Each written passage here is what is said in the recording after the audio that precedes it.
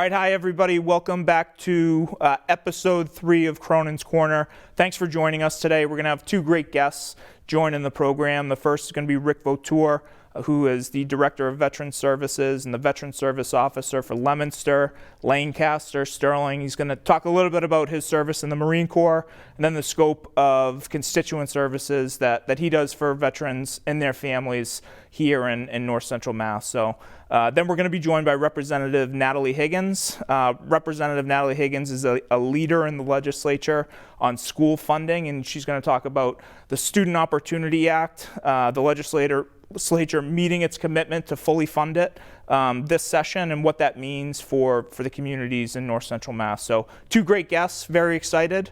But before we start, I'll just give a brief update on some of the things that I've been working on. The Senate right now is taking up its budget on Beacon Hill, and some of my priorities are things that I ran on in creating opportunity for young people specifically to get a path to the middle class, but to make sure that we have programming here in North Central Mass to provide young people an opportunity to learn a skilled trade. And there's 3 things and 3 priorities that I'm very excited about, and they're programs that exist right now in the state, and we really want to double down on these investments. But the first is called the Career Technical Initiative, and the governor wants to quadruple the budget for this line item from $4 million, which is what passed in the House budget, to more than $16 million. And what that's going to allow us to do is run a 3-shift model at some of the current VOC schools that we have. So kids are going to be able to go to school during the day. There'll be a second shift of high school students who can access job training and learn a skilled trade in the afternoon and early evening, and then there'll be adult retraining at night for people who may be out of the workforce or displaced. But that's going to be a key component to economic recovery and making sure that there's a strong, viable pipeline for talent, and that we're able to provide people good training for good jobs. So I'm excited about that. The other program I'd like to talk about is early college programming and innovation pathways. And Fitchburg High School and Gardner High School are 2 examples of places where there's just some great work going on. And I'll speak a little bit to Gardner High School. 20% of the juniors and seniors at Gardner High School are enrolled in early college at Mount Wachusett Community College and taking credits towards their associate's degree or in a pathway program. And the pathway program is aligned with the regional job market, but they might be in an advanced manufacturing program or environmental sciences or business tech. So great programs that allow our young people in the region to get the skills they need, that makes them ready to join the job market, and really is about creating opportunity and a pathway to the middle class for so many young people. So glad to be joined today by Rick Voutour, who is the Veteran Service Officer and the Director of all the veterans programming for 3 cities and towns in the Worcester and Middlesex District: Leominster, Lancaster, Stirling. Rick is a Marine Corps veteran, retired. How many years did you do, Rick? 23 years. 23 years. And right when you got out, you transitioned to the role you're currently in. Is that right? I did. Right. So no break, serving the country and then serving veterans. Before we kind of jump in, could you talk a little bit about your service and where you're stationed in the Marine Corps and any highlights from your time? Sure. Well, I first joined the Marine Corps from Leominster. The recruiting station used to be in Fitchburg. I did boot camp at Parris Island, South Carolina. Then I did infantry training school at Camp Pendleton, California. So I went to school in San Diego, California. And then I was stationed 2 years on the Eisenhower, which was an aircraft carrier. Mm-hmm. Then I went to Camp Lejeune with 3rd Battalion, 4th Marines, and did some more deployments, and stationed in Okinawa, Japan. And then I went on embassy duty and guarded embassies in Djibouti, Valletta, Malta, and Amman, Jordan. That was fabulous duty for a Marine to be guarding the embassies. And then from there I went to 3rd Light Armored Infantry Battalion in 29 Palms, pumped out to the Gulf War, and then came back, stayed there a few more years, and then the Marine Corps sent me to recruiting duty. And then from there I went to 2nd Light Armored Reconnaissance Battalion, at Camp Lejeune, pumped out to Kosovo. We were the first ones doing that. And then from there, I went to 2nd Tank Battalion as a company first sergeant. And then I was stationed in Londonderry, New Hampshire as a inspector instructor first sergeant. And then applied for this job and retired. What's remarkable is just how many different places you are, and over the course of a career, how many different jobs you have. Did you have a favorite? Do you have a role that that you missed the most or that you enjoyed the most? Probably the funnest job I ever had was as a company gunnery sergeant. Yep. For 2nd Light Armored Infantry Battalion at Camp Lejeune in Kosovo, and you had to really wheel and deal to do different things to to get extra ammo, to get extra chow and water, and like we would deploy to the desert, 29 Palms Yep. for exercises, and I would take the people at the supply point. I would bring an LAV and I would let them drive it around the desert, and then anytime a unit didn't pick up their ice, we would get their extra ice. Anytime someone didn't get their ammo, we would get their ammo. Yep. Because you just take care of those guys at the supply point. So that was the most fun that I had as far as being able to, I won't say manipulate the system, but to make the system work. But you can take care of the guys, We right? took care of, I took care of my Marines. And yeah. being a gunny's a little bit like being God, right? I'm Yeah, sure it like was- you put the fear of God in your guys. And, it was pretty cool. yeah. So we were talking before we got started that it's almost 30 years since the Gulf War, and I think about myself. I was in Afghanistan in 2014. It seems like 100 years ago. Yeah. But you said you're going to have a reunion with your unit. There's a reunion for 3rd Light Armored Infantry Battalion. And how long were you guys staged in Kuwait for? So we were in. I got in there right after. We were the first ones in with my Marine unit. I was on my honeymoon in Aruba. We got married July 28th, and we were watching the invasion, in the news. And my wife's like, "Hey, is that going to have anything to do with you?" The Iraqis invading Kuwait, Correct. right? Yeah. In And my Kuwait wife's City. like, "Hey, is that going to have anything to do with you?" I'm like, "No." So we get back to Massachusetts, and I have a phone call from the Marine Corps. So I call back and I say, "Yeah, what's going on?" And the guy says, "Hey, you need to be here tomorrow by midnight." And I said, "Oh, I'm driving. I'm not going to make it." And he says, "No, you need to be here by midnight." You didn't understand. Yeah. Yeah. Yeah. And I said, "Well, no, I'm driving, partner. I'm not gonna make it." And he's like, wait, what did he say? The way he said it was, "Oh, if you fly, we're not going to be here," or something. If you drive when you get there, we're not going to be here. Right. And it's like, oh, okay. And you don't want to be the guy that misses the boat Oh, for that one, no, right? for sure. And our job when we got in, because I was with, then I was with 7th Marine Expeditionary Brigade as an ops chief.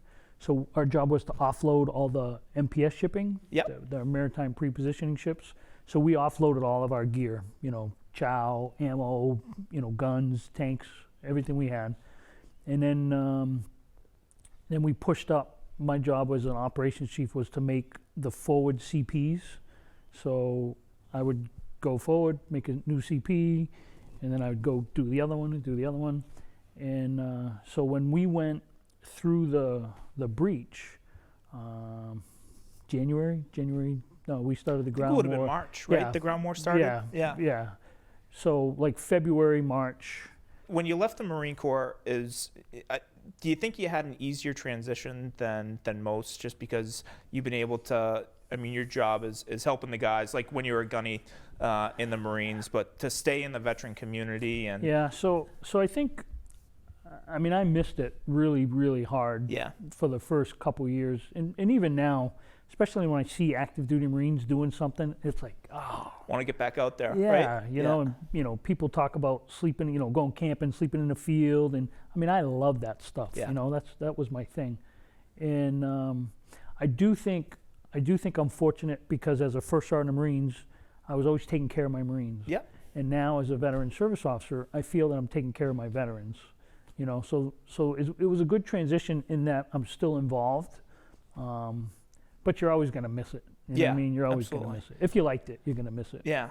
Can you talk about the scope of the services and what your office does and the service area you guys cover? Okay, so we do Leominster, Lancaster, and Sterling.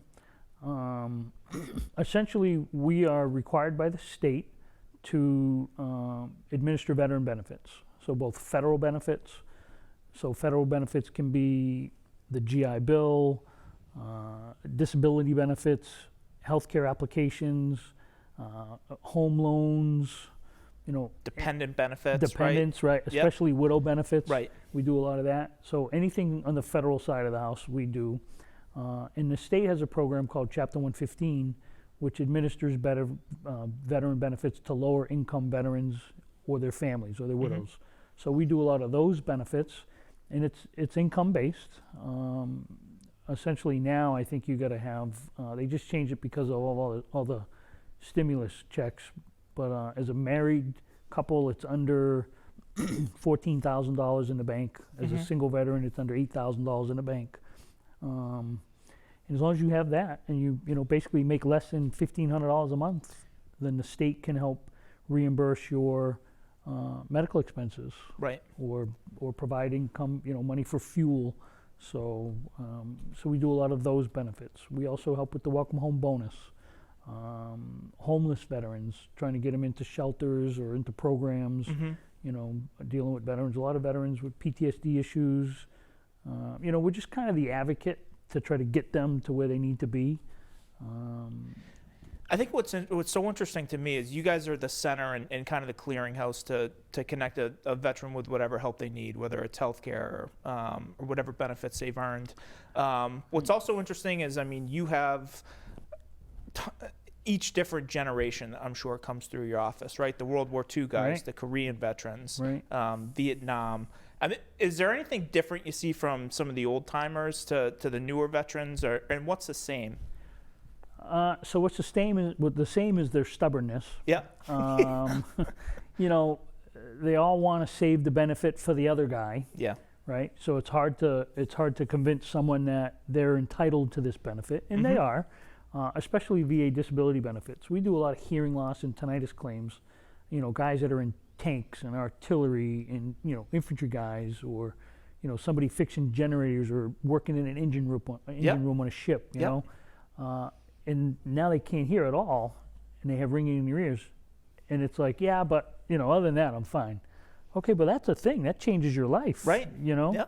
So I'd say that across the board, all the veterans are kind of stubborn, set in their ways, proud. We see statistically more of the younger veterans, the newer veterans, are more willing to file a claim for disability than the older ones are. We are seeing a bunch of Vietnam veterans because the VA just increased some of the conditions, the presumptive conditions. They added Parkinsonism, Agent Orange, right? Related, Yep. herbicide related stuff. So I think bladder cancer, Parkinsonism, thyroidism. So we're seeing those things come through more now. To wrap up, what would you like people to know about how to get in touch with you? Who should be getting in touch with you, and how to connect?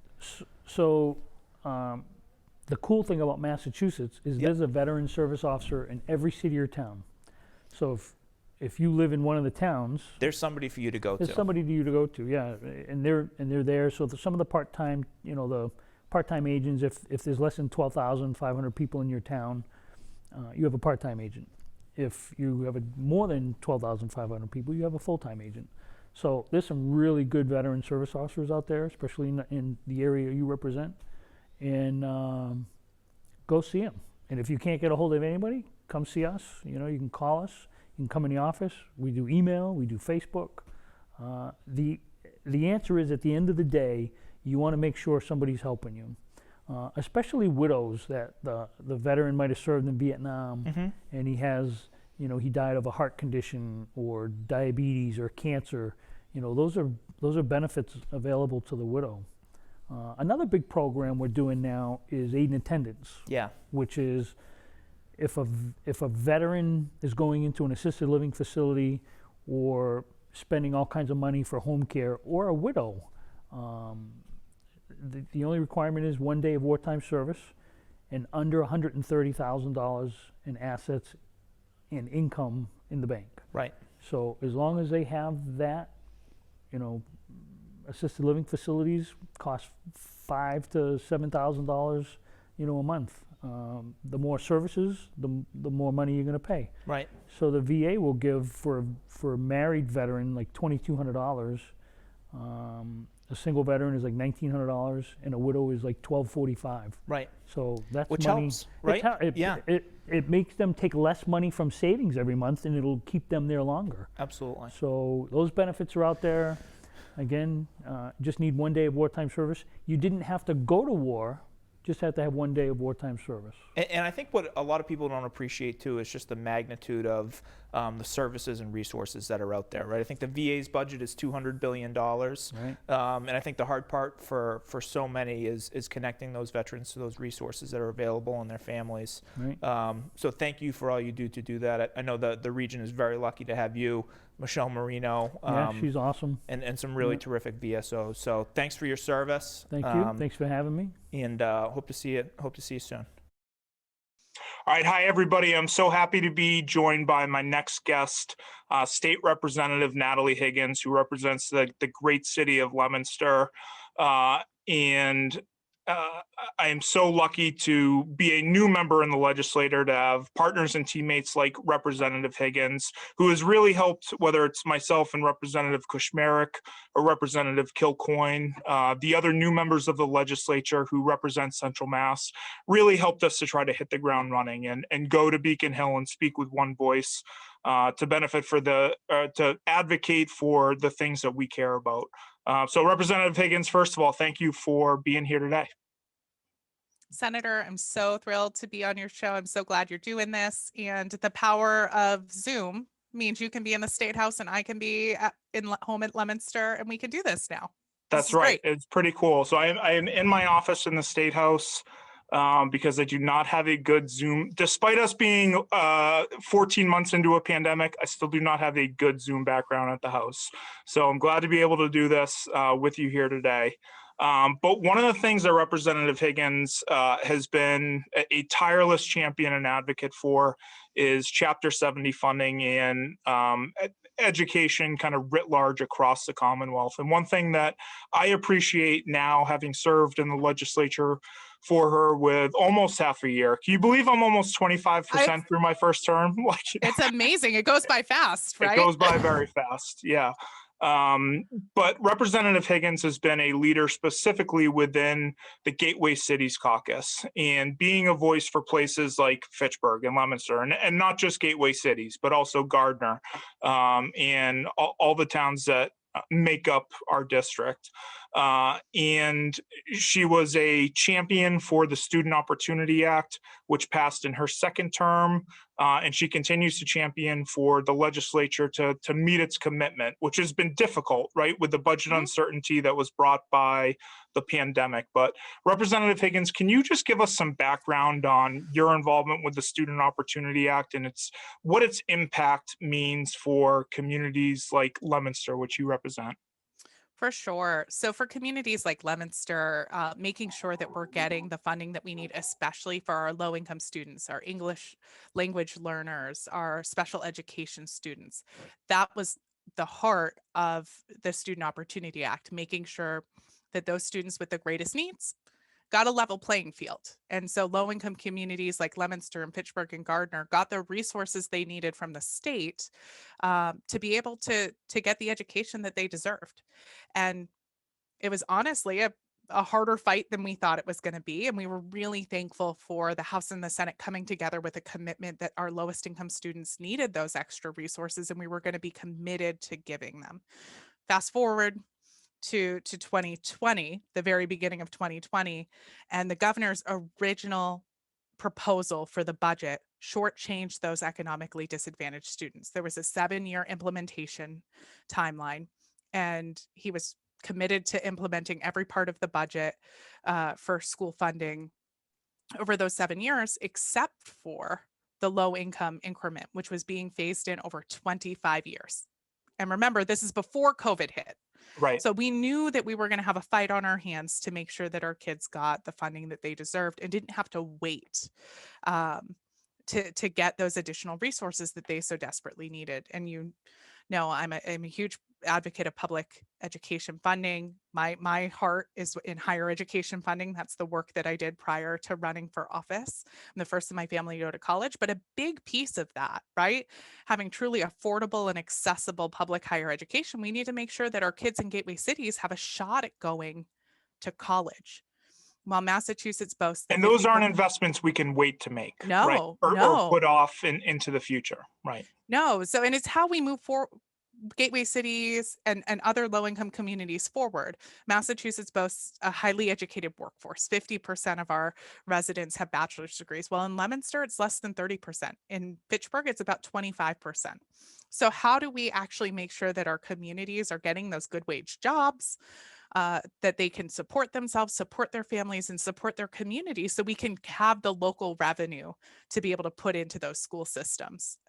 So right now, this is kind of that down payment from the state to make sure we're getting that investment in our futures, like lots of the other communities in our state have.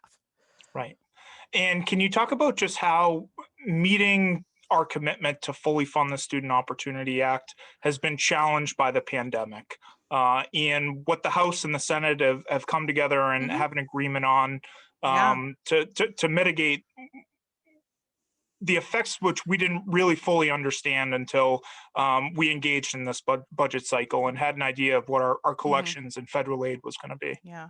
So last year's budget, Leominster residents know how tough it was. 200 school staff were laid off over the summer. We did not want to see that again. We needed to make sure that there was a commitment. And thankfully, because of the strength of our, our state receipts and the federal aid coming, the House and the Senate agreed that they were going to stay on track, do 1/6 of the money needed so that we weren't losing a year of implementation. That is a huge, important piece of what we're doing in the budget that we did in the House and that we know you'll be doing in the Senate this month. The other piece is making sure that for those students who aren't captured in the latest enrollment numbers, we had a lot of students who opted for um, Homeschooling. homeschooling or private schooling, but we're already seeing them come back in Leominster as the schools are opening back up, making sure that we have a pot of money available to cover those students. We don't want any district to be harmed because families were making the best decision that they could with the resources they had available to try to get their kids a good education during the coronavirus pandemic. So that has been an agreement of a $40 million supplemental fund for districts like Leominster and Fitchburg that are seeing their students re-enroll. And we're capturing some of that data now, but we'll get a better idea of it in the fall. And that's when those funds should be available to our school districts. And a big part of why it's been so hard to count is, I know in the conversations that we've had with Superintendent Deacon and Leominster, so many families didn't send their kids to kindergarten this year, Mm-hmm. right? It's And about held them half back. of, yeah, it's about half of the enrollment drop we saw.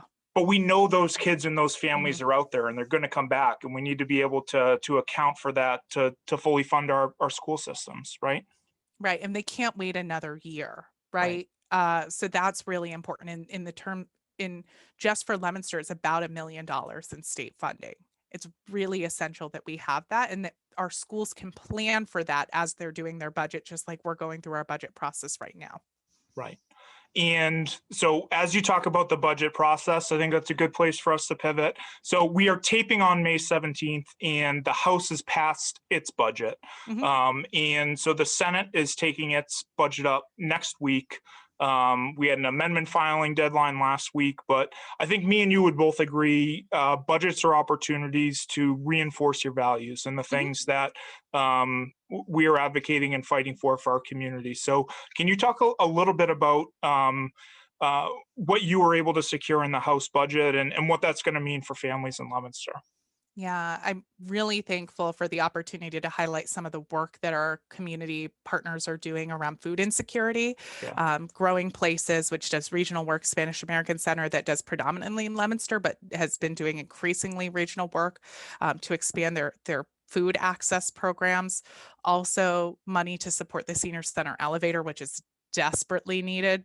And when we're back in person, I would love to bring you to check it out because you have to go outside often to get to the other level, and that doesn't work well in a New England community. Right. And then working with the mayor and the police department for a mental health counselor to support the police department to better respond to mental health calls. Yeah, and this is something that I know me and you have had multiple conversations about. Mhm. And the thing about the budget process is you need to work with your Senate partner or your House partner. Mhm. And I'm really excited about the resources that we're going to be able to hopefully commit to our police departments. And we're not there Mhm. yet. We need to go kind of fight for that amendment and those resources in the Senate budget and get through conference committee and then get it signed by the Mhm. governor.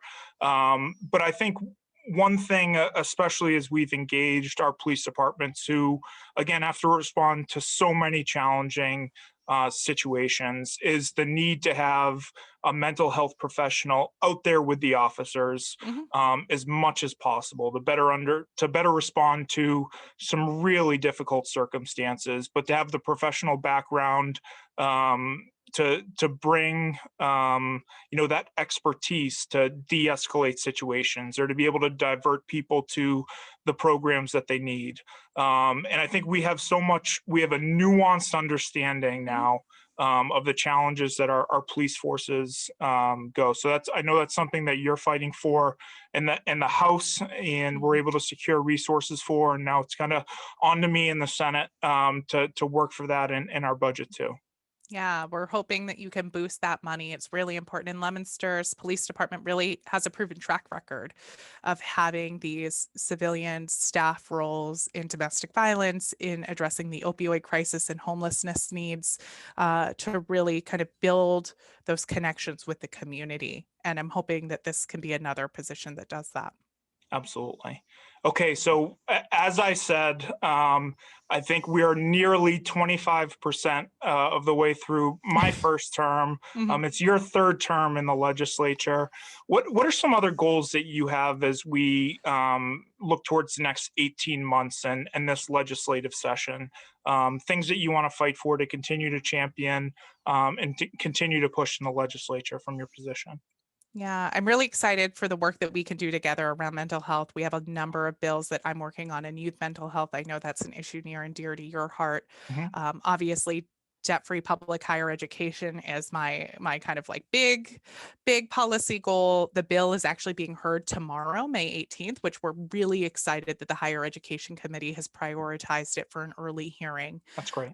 So we're hoping that gives us some opportunities. And many folks know about the work that I do related to sexual violence and domestic violence in our communities. I'm really excited to be co-chairing the sexual violence working group with the Women's Caucus, and I worked with the minority leader in the House, Brad Jones, on getting legislation to mandate the testing of backlogged sexual assault evidence kits in the budget that we're hoping that the Senate will take up, and we can put this issue to rest once and for all.